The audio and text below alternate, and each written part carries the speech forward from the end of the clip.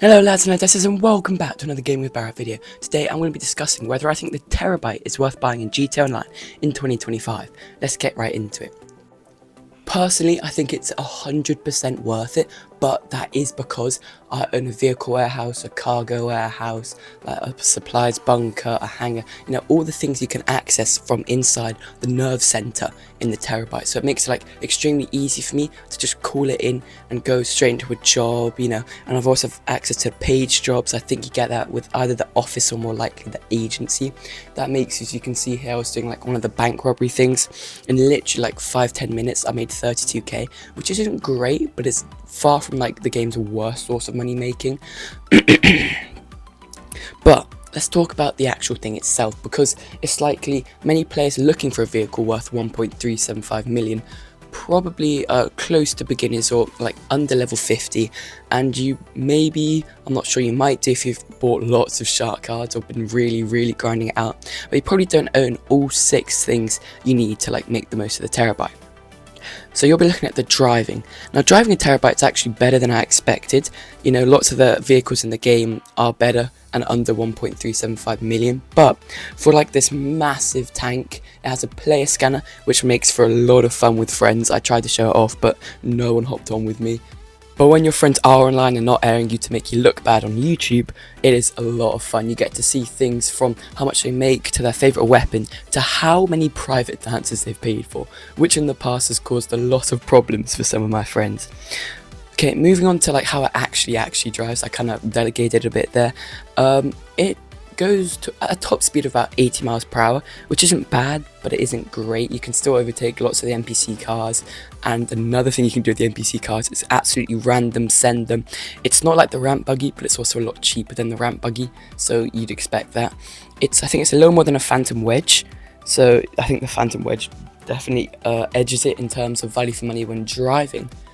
But I'll remind you again, the Terrobyte isn't made for driving. It does also, one thing I wanted to point out when filming this, it turns a lot better than you think it would. Like, here are the most difficult roads to navigate in GTA Online in my opinion, and it is turning through most of them like an absolute boss.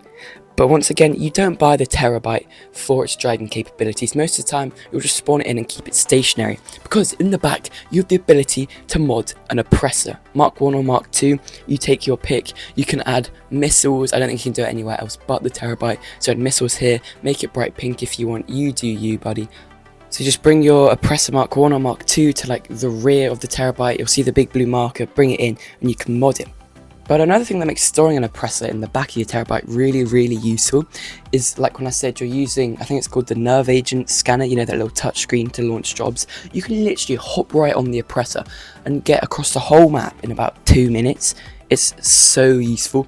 So that's the reason I think if you have all 6 businesses you can even just have 1 or 2, I'd say the Terrobyte is 100% worth it, just because of how easy it makes missions. Like especially ones like vehicle cargo, special cargo. Once you do it, you deliver your vehicle to your warehouse and you have to go all the way back to your office to launch another one usually. No, you just spawn in your Terrobyte, you go outside, you hop in the back, and bada bing, bada boom. Once the cooldown's done, that's something I have to emphasize because it's so quick. There are lots of cooldowns most of the time. But if you have like all the businesses, you can just do one, then another if you're strategically grinding for absolutely no reason.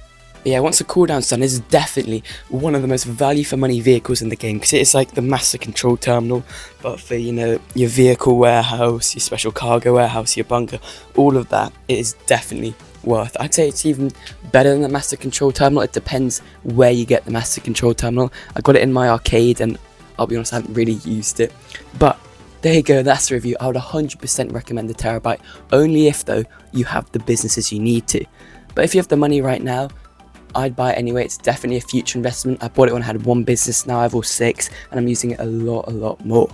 So thank you for watching today's video. Let me know down in the comments what you want to see next, or if you disagree with me and think the Terrobyte is absolutely terrible. Get it?